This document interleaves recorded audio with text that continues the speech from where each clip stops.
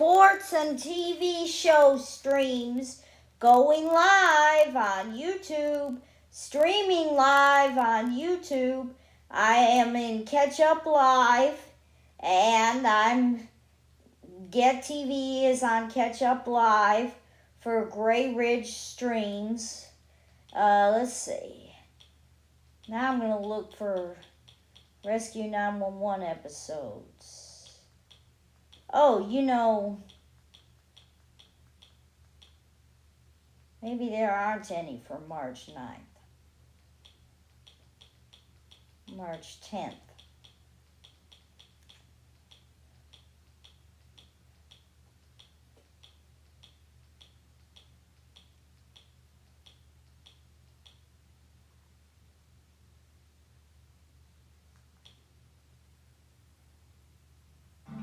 It just affects the way you look at life, and to realize how fragile life is, and when you hold a life. This is the end of the Alligator Alley you breathe dangling skier episode. Because they were bathing that baby. I'll never forget. And there's that nurse talking.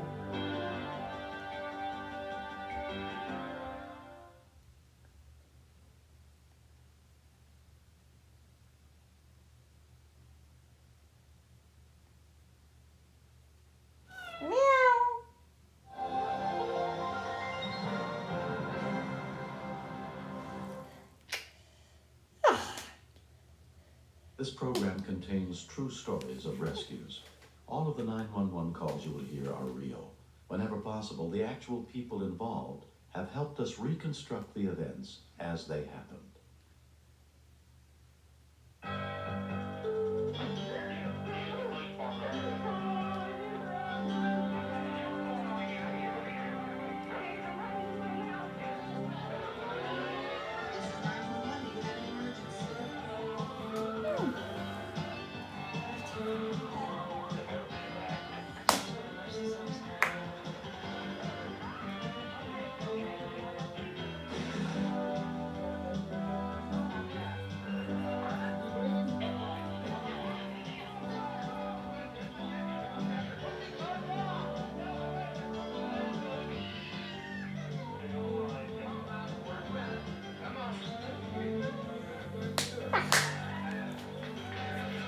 Now, I wonder what episodes are going to be on this segment. Often the best source of hope in a crisis is people committed to doing whatever it takes to try and save a life. I'm William Shatner. Tonight, true stories of danger, heroism, and faith on Rescue 911. July 11th, 1988, Bedford, Indiana, 8 p.m. Video 54, proprietor Troy Salee was leaving and locking the front door. Any chance Mr. Rent a video? He convinced Troy to open the door and allow them to come in to rent videos.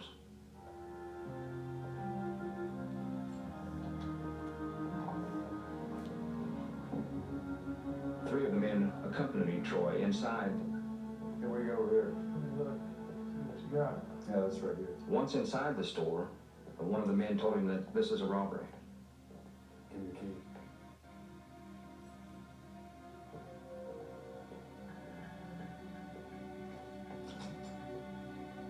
Hold that register. Hurry up.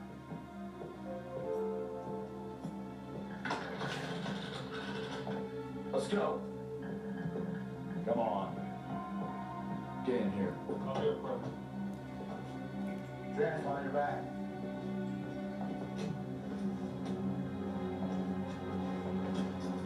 Tilt your head back.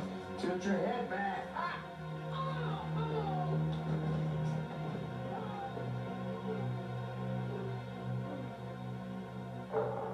At 8:15 p.m., a call for help came in. Hey, bud. This Troy on video 54. Yeah. I've been cut up. I've been robbed. How can I help you, man? Yeah. I've known him for quite some time. It was a little strange coming from somebody you know, but the first priority is, of course, do your job. I'm in trouble, okay? I assured him that officers were going to be on the way, told him not to hang up, and at that time I put on the ambulance service. In a second, because I cut my neck. Cut your neck? Yeah, so hurry. Okay. I'm not going to make it to your video. Contact number Dispatcher Brian Turpin put out a call over the police radio. 131 Bedford. Have a 911 request for police. Video 54, Lincoln Plaza. Subject's been robbed. Okay, I'll send them on the way. Ambulance service hung up, and so did Troy. I tried to call back, nobody answered. So I locked him in on our 911, so all he had to do was pick up.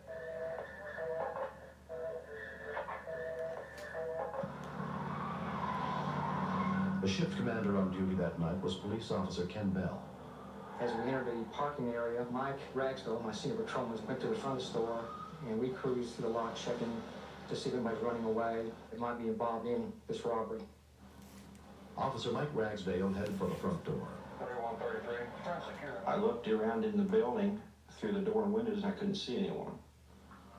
The door was locked. You're hyped up, you're trying to get everything you can, and you can't get any information if nobody's there.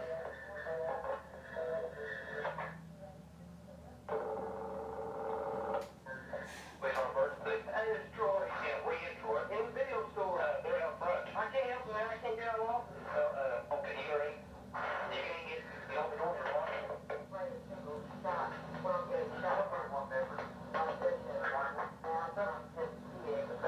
I heard the phone drop, so I don't know if he's okay, if he's fell down, if he's passed out, or what's happened.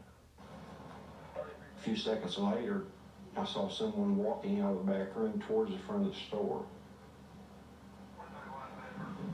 31 hours said you're coming out, he's down, and he just... I knew Troy personally, and I thought he was a dead person at that point in time. I think I semi-panicked, and the only way to get into him was to break up the door glass, and we were not having any success, even if they had. 33 Bedford, send me a fire unit out here. So at that time, I called and asked them to send a fire unit there. Officer Ragsdale called me from the front of the store. He advised that he needed assistance. The subject has collapsed on the floor. I stepped on the curb and looked inside, looked like he soaked blood, and wasn't moving at all. He was just motionless. My adrenaline was really pumping, and I thought time was against us. So I told Mike to stand back, I'll get us into the store.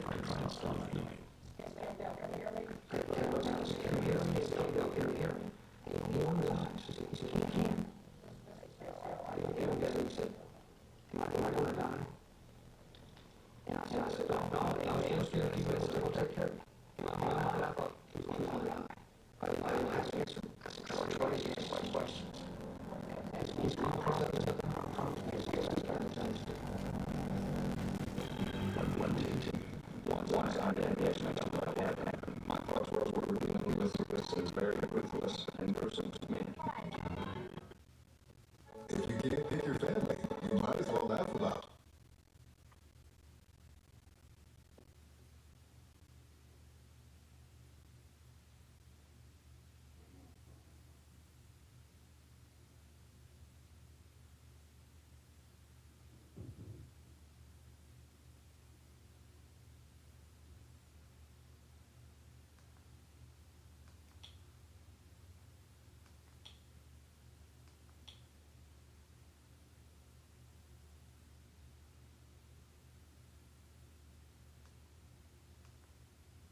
Working, even if an intruder destroys your system. Alexa, tell front point.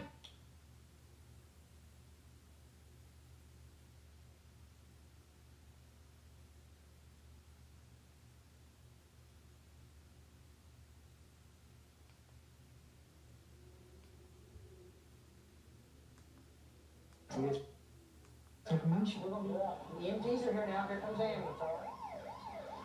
One of the first paramedics on the scene was Sherry Hansen. We need this information. The EMTs are here now. Here comes the ambulance. One of the first paramedics on the scene was Sherry Hansen. He had multiple stab wounds. After we hit about 20, we stopped counting. We also found a sucking chest wound. It was an indication that he had a puncture into the lining of the lung. Okay? Need you to fight, all right? Detective Commander Paul Endress arrived and took over the investigation. Once I had the information about what had happened and I saw all the blood inside the store, my thoughts were we were dealing with some very ruthless and gruesome men. We needed to get them, and we needed to get them fast. Ken relayed the information gathered from Troy back to headquarters. Tucker, it's figured out. Got it.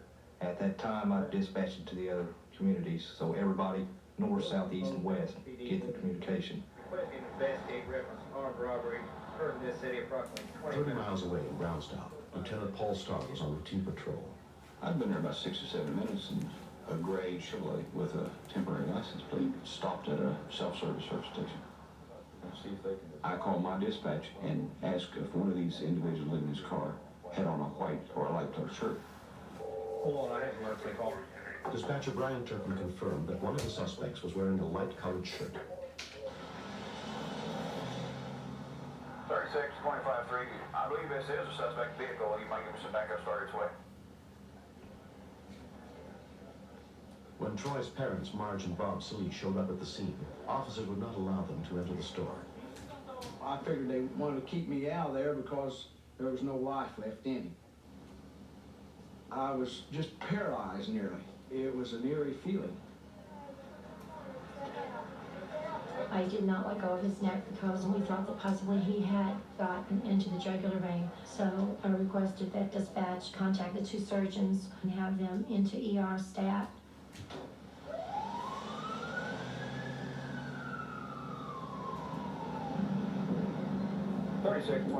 I got where my lights would shine in the back window of the car, and the individual on the left rear had a long dangling earring. 25-3. Would you contact Bedford again? So I got back with my dispatch, and they confirmed that yes, one of these individuals did have a red t-shirt and a long earring. I stayed with the vehicle, and we were getting close to a government housing project. So at this time I said, let's give me some help as soon as you can. If they get out of this car and get in this project, we're in for a shootout. At Bedford Medical Center, Troy's mother finally got to speak to him. He was worse than I thought he would be. I kept saying to myself, you can't cry. You know, I thought if he sees me crying, he's going to get all excited about this. I just stood there and I said, you're going to make it. And he said, I'll make it. And then he said, I love you guys. I kind of thought, you suppose that's the last time he'll say that? They pulled into the project, pulled up to the curb, and the vehicle stopped. The back doors of it opened. By this time, I was out of my patrol car. In the vehicle. Close the doors. Close the doors. Close the doors. Close the other door, I'll blow it off.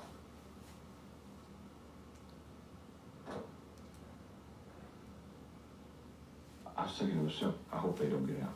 Of course, if they do, I'm in trouble.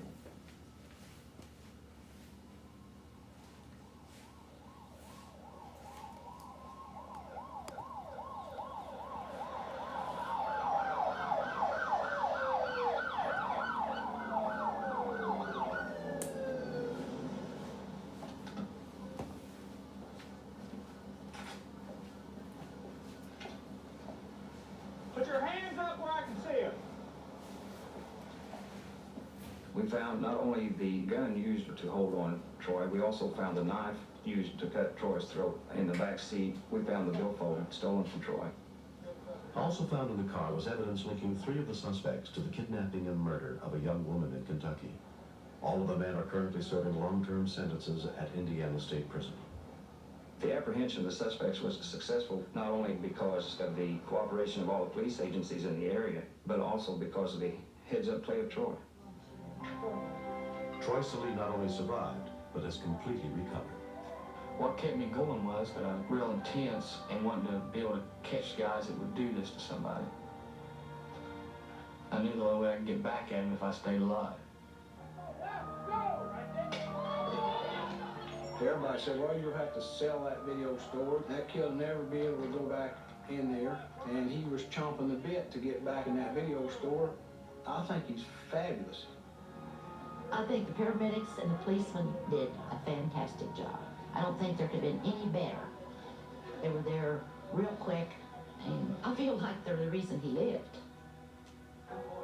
For a team to act like that and to respond like they did and get me to the hospital and take care of me, I think they deserve a lot of credit. I owe them my life. Next. There was a lot of snowmobiles out on the ice. There was people everywhere. There was no reason to think that the ice wasn't safe. When his brother returns from years of captivity, they head back to the frontier to free their sister. We will ride from hell and back if that is what it takes. Watch a marathon of The Quest all day this Saturday starting at 10 a.m. Eastern on Get TV.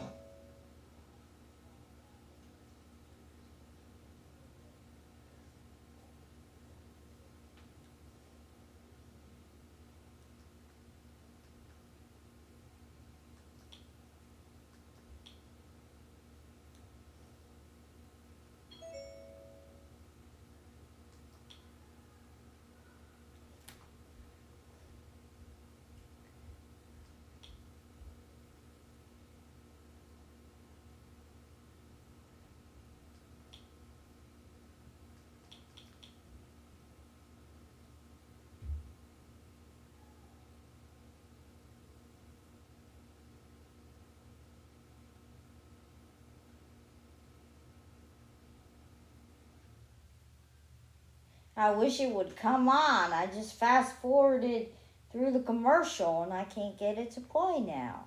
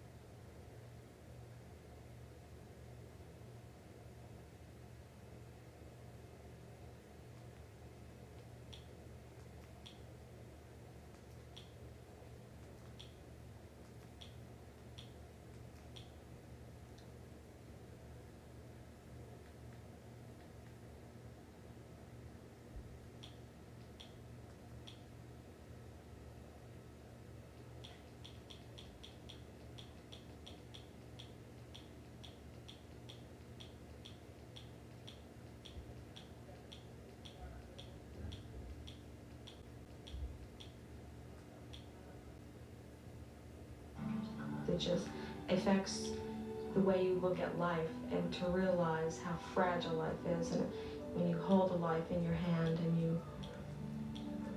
you breathe this child.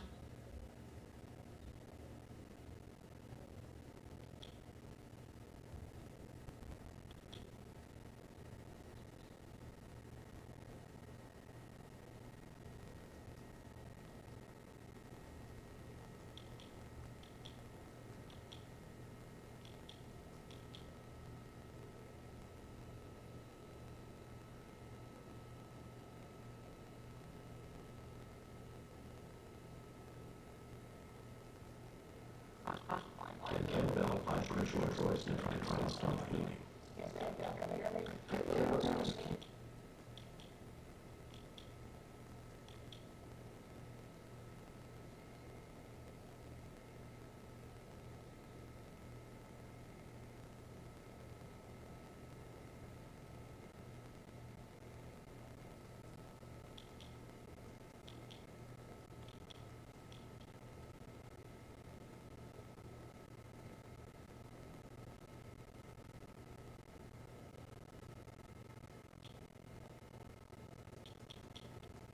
Come on, it's a commercial.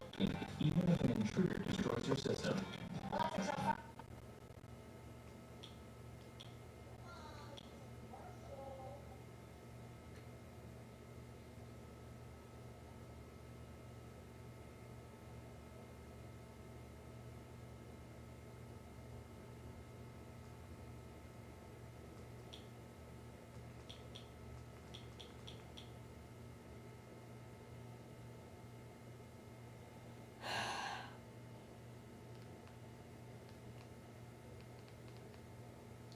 pressing play. Why won't it go? Why does it just keep going around in circles? The EMTs are here now. Here comes the ambulance. One of the first paramedics on the scene was Sherry Hansen. He had multiple stab wounds. After we hit about 20, we stopped counting.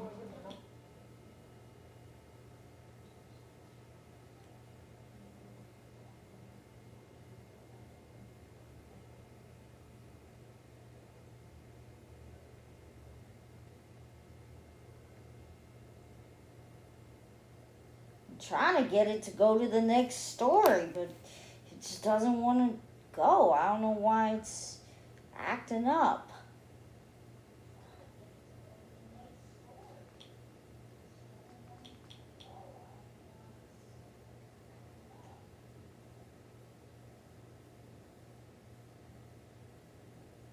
Stayed alive. Everybody said, well, you'll have to sell that video store. That kid'll never be able to go back in there. And he was chomping the bit to get back in that video store. I think he's fabulous. I think the paramedics and the policemen did a fantastic job. I don't think there could have been any better. They were there real quick, and I feel like they're the reason he lived. For a team to act like that and to respond like they did and get me to the hospital and take care of me, I think they deserve a lot of credit. I owe them my life. Next. There was a lot of snowmobiles out on the ice. There was people everywhere. There was no reason to think that the ice wasn't safe.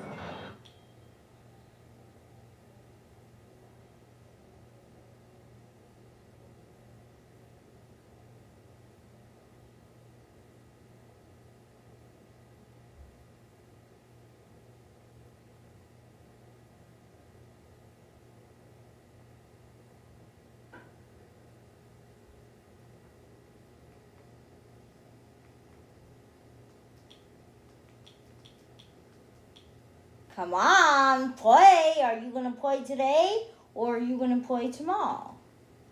It looks like it's playing now. And to see you has made my day. You know what? This is weight loss that simply works. Try it for 14 days. Eat the food. Money back guarantee. I mean, what do you have to lose? Nutrisystem is now personal, yet simple, effective, and easy to follow. Here's what you get. Act now. First, you'll answer a few questions. It'll take you less than a minute that can change your life. Then you'll receive your step-by-step personal action plan, triple match for your body type, your goals, and your favorite food preferences. Get your personal plan and lose up to 18 pounds and 10 inches in your first 2 months. Money back, guaranteed. My body type is more of an apple shape. I was a rectangle shape. Nutrisystem is perfect for every body type. You can choose your favorite foods made healthier, perfectly balanced to put your body in fat-burning mode. Call or go online in the next 6 minutes and get 4 bonuses. Bonus number 1, FedEx shipping, free. Bonus number 2, our top-rated Numi app to keep you on track with fun challenges and even prizes. Bonus number 3, wellness coaches, available 7 days a week without an appointment. There for you. Bonus number 4, probiotic belly-busting shakes, free. Don't wait. Be one of the first 300 callers to order or go immediately to the URL on your screen to grab your bonus offers. Hold everything. We're having a BOGO sale. For a limited time, buy 1 month, get 1 free. That's 2 months of weight loss for the price of 1. All these bonus offers have a combined value of over $300, but are yours when you act now. Don't wait. The phone lines are open and the reps are standing by. Call right now. What are you waiting for? You could have a whole new life ahead of you. Just call now or order online. Either way, don't wait. I know you can do this. Try the new personal plans from Nutrisystem. Change your life today. Go to Nutrisystem.com/Marine or call 877-971-FIT8 right now to buy 1 month, get 1 free. Plus get 4 bonus offers. Extra, extra. It's the Get TV newsletter featuring star interviews, fun facts, and schedule highlights. Sign up today at Get.tv.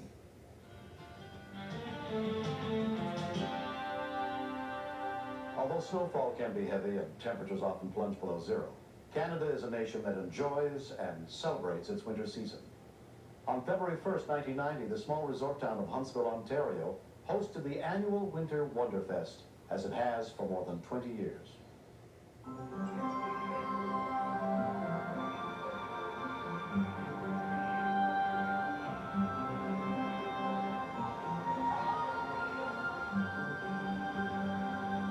Among those enjoying the snowmobile races on the frozen waters of Lake Vernon that afternoon were Barbara Hearn and her family.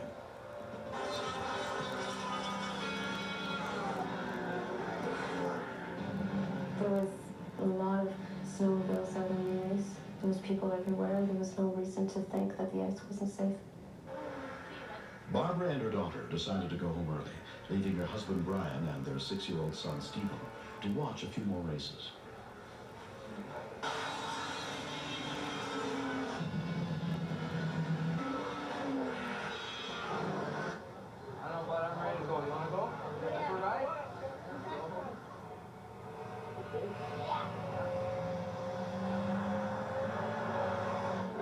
When it came time to drive the 2 miles home, Brian decided to take a shortcut across the frozen lake.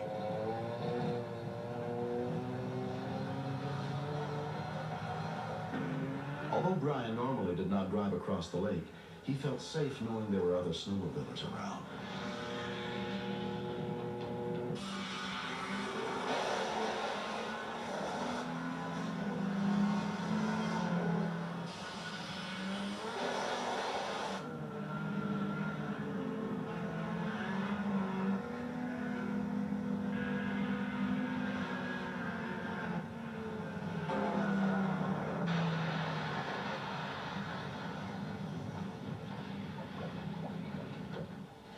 Lanny Payne was just a few hundred feet away at the time of the accident. I couldn't believe my eyes when I saw him go through. I couldn't get too close. And I knew I didn't have a rope or anything. I don't think we could have survived too long. It was cold. Darn cold.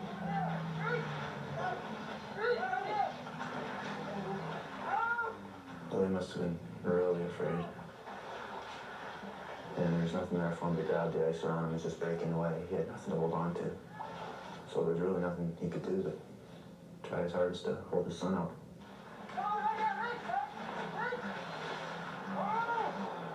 On the ground, the ice around him was just breaking away. He had nothing to hold on to.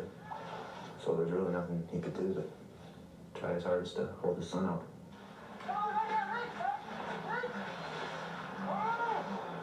On the ground, the ice around him was just breaking away. He had nothing to hold on to. So there's really nothing he could do but try his hardest to hold his son up. Why they keep on repeating it?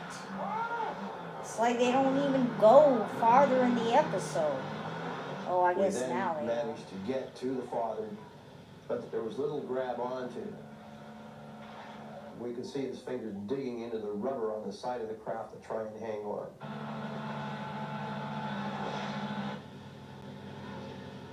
All that you're thinking at the time is, I don't really care what happens to me, just keep him alive, keep him alive. Without the hovercraft, which is able to float across any surface on a cushion of air, rescuers might never have been able to reach Brian and his son in time. Brian and Stephen had not gone snowmobiling since the accident. We don't like talking about it, because it's one of those things that you just want to forget about. And the best thing that came out was that we were all right.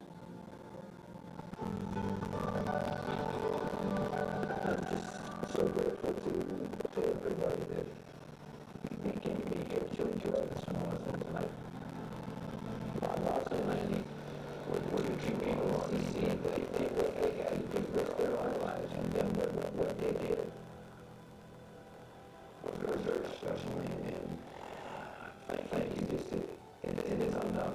When can you do something so to save your life?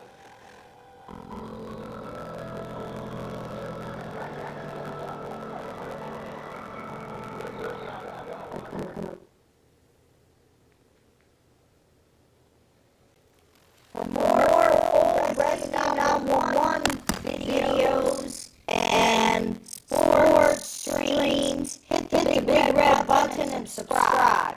Peace out, YouTube.